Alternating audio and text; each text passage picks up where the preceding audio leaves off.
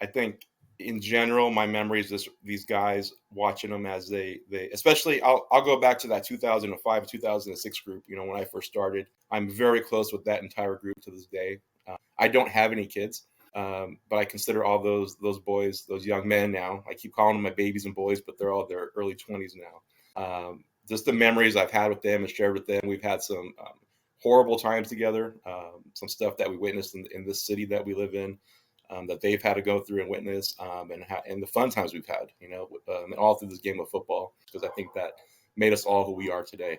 Join me, Jeremy Swick, on Into the Unknown, a podcast that delves into the personal journeys, stories, and experiences of individuals across diverse professions. As a historian by trade, I firmly believe that our personal histories shape our present and offer valuable insights into our paths ahead. With that being said, let's get into it. On this episode of Into the Unknown, I am joined with a very special guest, Coach Mike Aragon. How are you doing today, Coach? I'm doing good. How are you? I can't complain. It's a beautiful day. I'm just excited to talk to you today. Yeah, I'm excited to be on. Thanks for inviting me. So, one of the ways I love kicking off the show is just talking about the importance of networking, because I tell people all the time, whether they were students or people I meet on the street, you really never know where a connection might pop up. Well, how did we get connected? I believe through one of a kid that I know in our area, Jason, that plays some rugby. I saw him doing an interview, I believe, with you, and I think I commented on his interview or something like that on Instagram, and I think then you found me through there, I believe, and I think he was your last interview, I believe. You did a couple episodes with him. Yeah, absolutely. It's great. Jason's a great guy. I play rugby, and so with rugby, the community just keeps growing and growing. And I think I was talking to someone today that we're like a connection or two from knowing each other very well, and so it's one of the beauties of sports. It is, yeah. Jason came out of the Army, and when I was coach at high school out here in Southern California, he came out and asked to coach, and that's how I met him. So it was one of his first times coaching with us. So that's how I got connected with him. So That's great. That's great. Coaching sports, I think, just brings people closer together. yeah. So I just want to start off and ask you, I think that comic book issue #1, that origin story, who are you? Where'd you start from? So you mentioned I'm Mike Aragon. Everyone calls me Coach Mike out here in California. I am a football coach out here. I've been coaching for 21 seasons, but 20 years. There was a season there I coached two different, a high school and a youth organization. Started coaching right around 2005. That's why I got into the game. How I got into the game, my father, he was in the Marine Corps, Vietnam era Marine. Came out, really didn't know what he was going to do, and one of the things he started doing was coaching football. And he coached 30 something years before he stopped. And then I played football through high school, and decided that's something I wanted to get into. So in my early 20s, I got into coaching, and haven't stopped since. Been going straight through. My career has evolved as I went on. I started with youth football out here in San Bernardino, California. Moved on to high school football, and from there, the last few years has opened a lot of doors with me. Jumping on the football development and youth community staff for the Los Angeles Rams.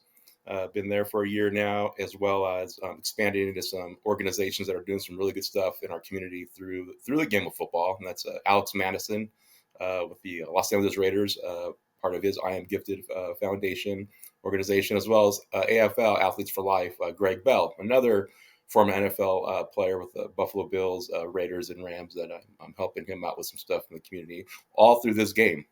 So I'm continuing my career still through the game of football, but a different mission. So You mentioned your dad coached growing up. Is that something you did every weekend with him when you weren't playing? You go to the practices? Do you watch, or how did you really get into it?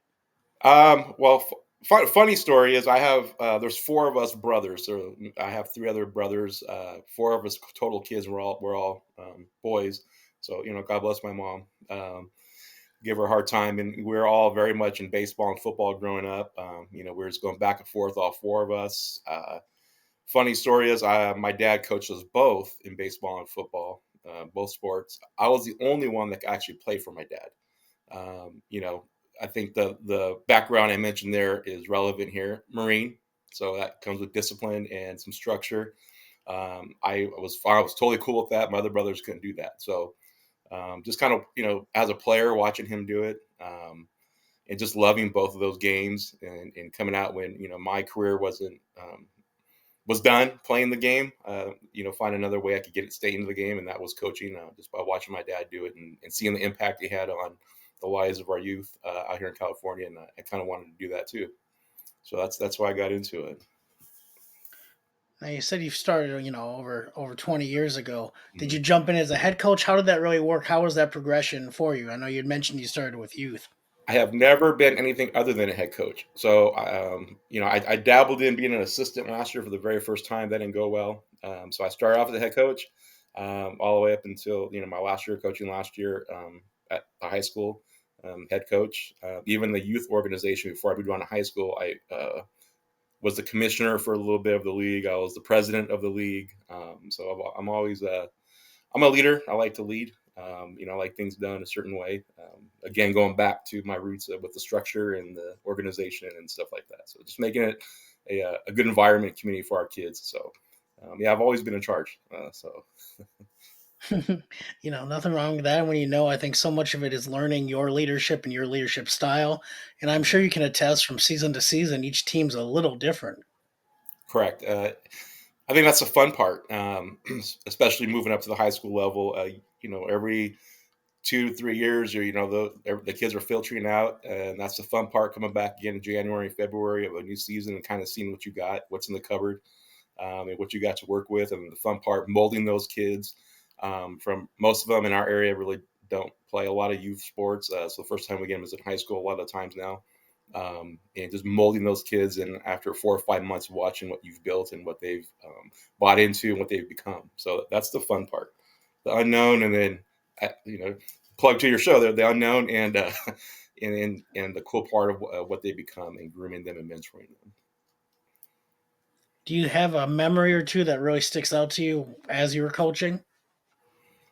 I have tons of memories. I got 20 plus memories. I've had some great players. I think in general, my memories is these guys watching them as they especially I'll go back to that 2005 2006 group. When I first started, I'm very close with that entire group to this day. I don't have any kids, but I consider all those boys, those young men now. I keep calling them my babies and boys, but they're all their early 20s now. Just the memories I've had with them and shared with them. We've had some horrible times together, some stuff that we witnessed in this city that we live in, that they've had to go through and witness, and the fun times we've had, all through this game of football. Um, and I've just been proud of these guys. I've got a guy that's in the CIA right now. I've got multiple guys in the trade, in the trades, making way more money than me without even having to go to college. I got guys that went through college that are now in the NFL. I've got guys that are train conductors, making having a good living, making some money, traveling the world. So I mean, those type of memories, just watch those guys when they're 5, 6, 7 years old, and now, still staying connected with them in their 20s. Those memories I'll cherish forever, even the bad ones, because I think that made us all who we are today. I think so much of it with memories is, of course, as you mentioned, the good, the bad, the ugly. I think it all shapes the person, how you end up becoming. Correct, and I think that's you're going back to where you asked, how did I get into this? Why did I get into it? And that's the main reason is really mentoring these kids because as they go through those good and bad, they need someone there that's going to help maneuver them through those situations. I pride myself on being available to those kids even to this day, just through different avenues now, through the organizations I work with and through the Rams. Um, these kids need it, especially in our areas here in Southern California. Most of our kids don't they grow up with single family homes. Usually, it's the grandmother in the home. So they really need guys like us. And I guess another good memory and a good fun fact is some of these guys I did start coaching when they were 5, 6, 7 years old are now even running the organization that we started, the youth organization. So now they're giving back, and now they're mentors and they're coaches. So that's the fun part of this. So you're saying about some of the players that you had grown up with, or that had grown up under you. Yeah, that that's the other beautiful part of it. I guess maybe why I got into this also, and kind of seeing the outcome of what we try to do with these kids as far as mentoring and grooming and, making men and leaders, and successful citizens, is some of these guys now, in their early 20s that, they started playing with me in my first couple of years as a coach, when they're 6, 7 years old, are now running the youth organizations out here, and coaching themselves, and now have become mentors and coaches themselves. And that's kind of the fun part, I get to do now, is sit back and kind of watch them a little bit on, taking some of those life lessons they were taught and passing those on to the next generation. And that's an important thing for me. And I have a lot of pride in sitting back and watching that. I think it's so important, especially as you mentioned with the area that a lot of your kids come up from, is having some kind of mentor in their lives. And I think so much of it is channeling, I don't know, it could be, energy, whatever it might be, into something positive. And I think, of course, and, talking to Jason, that kind of iron sharpens iron, and, the pressure can make diamonds, and just creating, I think, upstanding people and giving, as you mentioned with your father, have that structure, and you're based in structure. And I think so much with young people, they just want structure. They might not be able to say that per se, but having a Mhm. routine, having a regimen. They want the structure. It's very true, and they want the attention. Even when you're getting on their butt and yelling at them, they just want that focus on them, that attention, because they don't get it at home. Like I'm saying this, I keep saying this area, but this area is true. I think the FBI came out with some kind of stat, 5, 6 years ago, that where we live right here in San Bernardino was like the third or fourth biggest crime rate in the nation, or something like that, right behind Chicago and a few other places. So that's where these kids live, and that's what they grow up in. Like I said, if they're lucky, they have a grandmother at home, or maybe a mom somewhere. It's rare they have a mom and dad. So just coming out there, using this game of football as that outlet, and our forum as coaches and mentors to give them that attention, and like you said, that structure. That's the difficult part, because they're not used to the structure. But you keep grinding away. Like you mentioned, the iron sharpens iron. That's very true. And then you get the outcome, like some of the guys I mentioned today. The success that they're having, and also giving back. So during your coaching career, I guess life in general, you made a decision. You could go east, you could go west. Making a decision, not really no outcome. Can you give me a time you just went for it? Um, Probably, my early days as a coach. Like I said, I enjoy being a leader. I think that's a strength of mine. And probably within those first couple years, I was asked to step up a little bit and take on a higher role within the organization as a commissioner. Um, and I wasn't sure I wanted to do that. And I say this all the time. I don't want this to come off wrong. But when you're dealing with youth sports, it gets better when you get to high school and college, because parents aren't around that much. But sometimes, the ones that do have the parents come out, they kind of can mess it up for you. And when you're doing the youth stuff, it's not, you don't get paid. You're out there volunteering your time to be with these youth and coach and mentor. So I kind of questioned it in the beginning a little bit. But then, I kind of stepped back and focused, and like, why am I really out here? Because you get a lot of these coaches that are out there because they want to win the championship, and they want this ring, this fake ring, or some big trophy. I want to go undefeated. It's about championships and all that, and they lose focus on why we're out there, or why we should be out there. And that's what you're mentioning these kids, and that's kind of when I stepped back and kind of saw our kids need guys like me, and some of my other coaches that were with me in our community. So that's why I decided to stick around, and I'm in this for the long haul. And like I said, that career in 2005 when it started just has evolved like by leaps and bounds in this last year and a half or 2 years for me, getting involved in some of the stuff I'm involved in. It's like some of the stuff I'm doing now is nationwide, and I get to touch lives of youth and other states and throughout our country now. So I don't regret it one bit, but I did take a step back, and do I really want to do this? So I'm glad I stayed in it. That's great, Mike. What is a piece of advice you'd give to aspiring coaches? Because the one guarantee about, especially football, you can't play it forever. You can maybe, Mm-hmm. you go to the league, you can play to the 30s, and even now, some of these guys in their early 40s. But eventually, it does come into an end, and people start to look towards coaching whenever their career is done. What's a piece of Correct. advice you give people? For coaches, it'd be just the theme I just talked about. Part of the camps that we do football camps with one of my old players. He's pretty much the closest thing I got to a son. And I mentioned that's Alex Mattison. He's the running back for the Raiders right now. And we do camps in Boise because that's where he went to college. Free camps for youth. In the summer we go to Minnesota because he was drafted by the Minnesota Vikings, so we still do camps out there. We do camps out here in California. And one of the things we do want to add next year is a coaching symposium portion of the camp where we bring coaches in and we talk about just what you asked right now.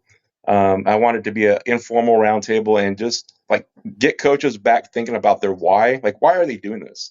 We're in a generation now where everybody wants.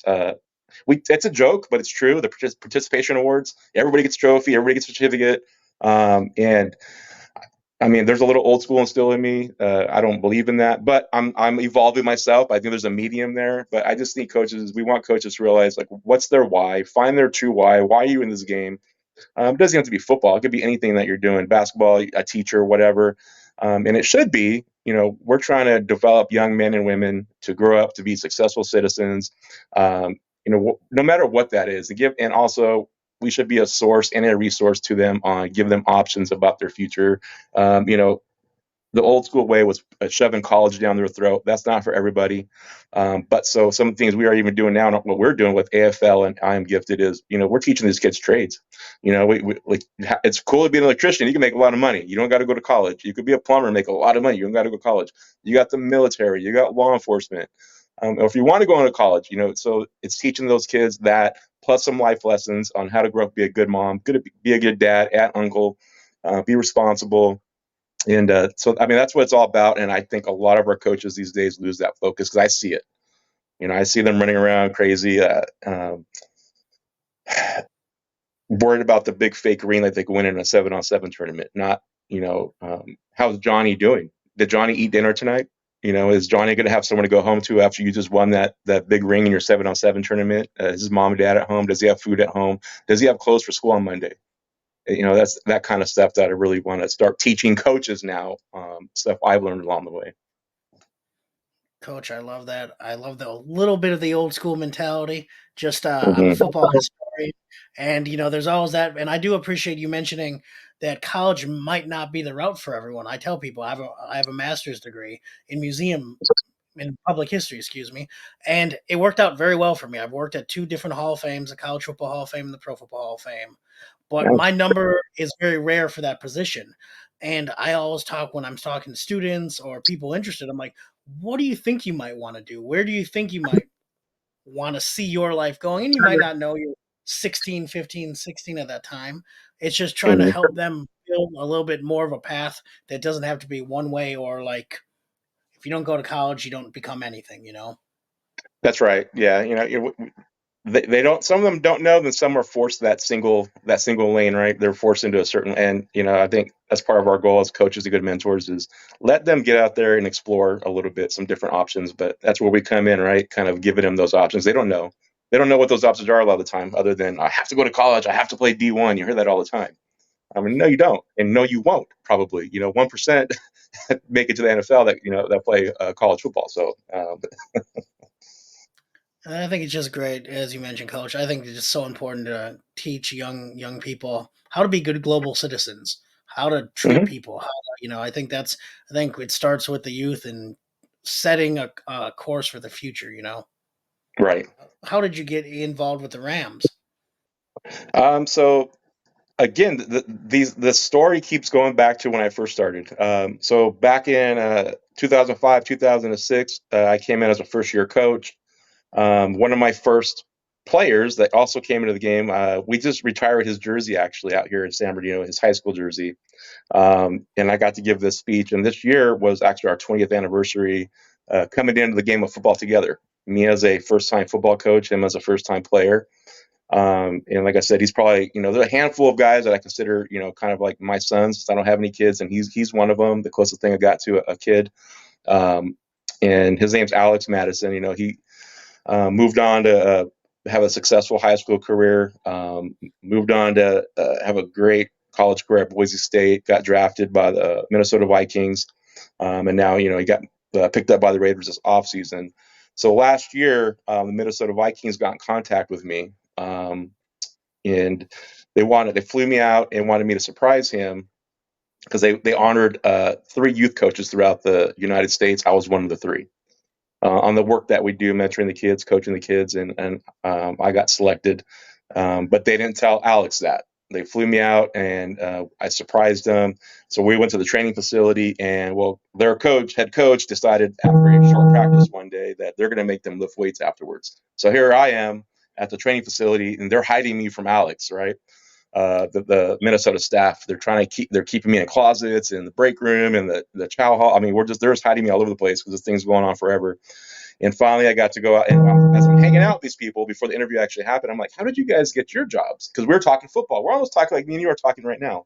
How I got into this, what we're doing about football. And one of the girls I was with that's on the staff of the Vikings said, well, we had a job fair at my school. I went to Ohio State, and the NFL is there, and I just applied. I go, do you know anything about football? So I didn't know anything about football other than watch. I'm like, how do I get into this? I've been in this game for 20 years. I want to do this. So she gave me the link to NFL jobs. I can't. That was on a Saturday. I went to the game on Sunday. Flew home on Monday. Tuesday morning, I went on the link and applied with the Rams. That's in my area. I got an interview Thursday. Started working the following Friday. So I got it through that connection, and I've been there a year now, almost a year, and it's been a great experience because I get to work with, still keep coaching and working with youth. So we're a football development and we're community engagement. We get out there, not only spreading the brand of the Rams, but also really working with our young kids in the Los Angeles area. We do San Diego too, but our primary focus is the Los Angeles area where kids don't have these experiences. So we get to go out there and have fun with them for the day, teaching them about football, life lessons, all the same stuff, mentoring these kids. So it's kind of come full circle.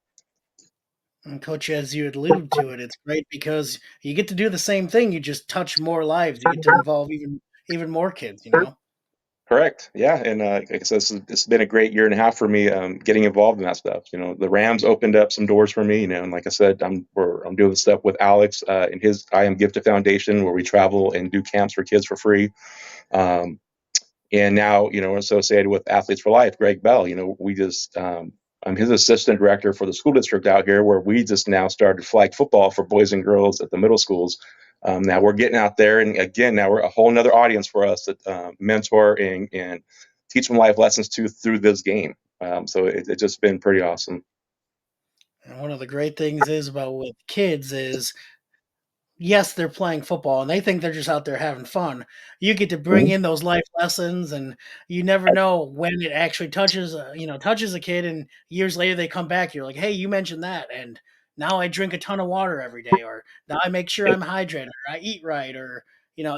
it's always fascinating what they pick up on, and as you know, they might not be listening in the moment, but they still hear you.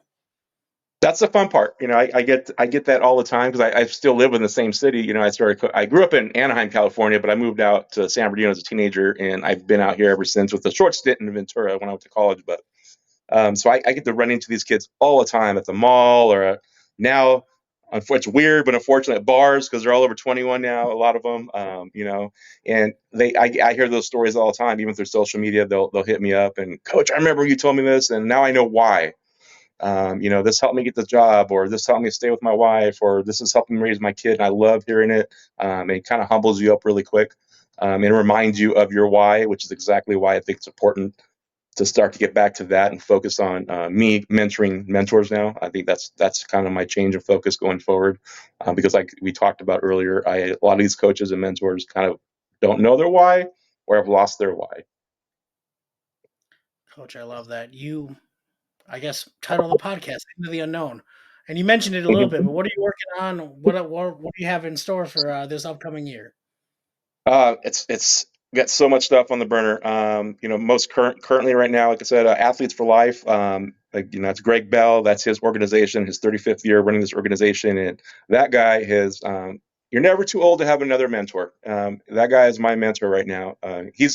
He's over in Vegas right now having fun because it's a Raider Alumni Week, so they're having fun tonight, getting ready for the 49er game tonight. But he does stuff throughout all of California. He's focusing on Compton School District right now and San Bernardino School District on providing just a lot of stuff for our youth, a lot of opportunity for our youth, whether it be through academics, through art, through sports, trades. He's just putting so much programming in for our youth that need it in the state and abroad. Like I said, he's part of our stuff in Minnesota and Boise too, and hopefully we expand that a little bit. So I'm continuing working with him. I just came on as his assistant director, running the youth programs here in our city with the school district. And then that's one avenue we're going down. And then I am gifted with Alex Mattison. His foundation's awesome. He focuses on mental health awareness and really working with youth and mentoring youth. He's a fun one. I get to sit back at his camps. We travel throughout the summer together and do free football camps for the kids throughout the Boise, Minnesota, and California. And I get to sit back and watch him coach and mentor now. He used to be a little 6-year-old running around with me doing that. Now he's doing it. But his message is so great. Everyone's got a gift. His focus is to help bring that gift out and help them realize what that gift is, and then for those kids to go back out there and spread that and shine some light on this world. So very similar to what we're doing here. So that's continue working with Alex, expanding his mission and his vision for I Am Gifted. So those are two of the main things we're working on right now. All community-based stuff, all stuff that we're doing for these kids in our state and throughout some other states that Alex has been part of. So it's great stuff. It's fun stuff. Continuing the same stuff with my Rams. What they do in our community, from social justice to football development and mentoring these kids, it's some amazing stuff. I'll be out on Thursday doing another event, but with the Rams, and can't wait to get out to that one. Just fun stuff that we're doing, and it's very rewarding. And like you said, you don't see a lot of it right away, but deep down inside, you're doing the right thing. These kids need it. And you'll know it in 5, 10 years, 20 years from now when you run into them. So that's some of the stuff. Very busy, but it's well worth it. Well, Coach, I want to thank you for taking the time to talk with me today. I really appreciated learning more about your story, and just, again, football connects so many people, sports connects so many people, and just the way to kind of push the next generation forward. That's right. It's 100% true. We'll talk soon, Coach. I appreciate you. Thank you very much. That was another fun episode of Into the Unknown. I truly appreciate you taking the time to listen. And if it provides you any value or entertainment, I would love if you shared it with others, liked, subscribed, and really just help the podcast grow. Again, tell a friend, tell a foe, just anyone who might enjoy hearing some stories of people's own journeys and what got them to where they are today. Till next time.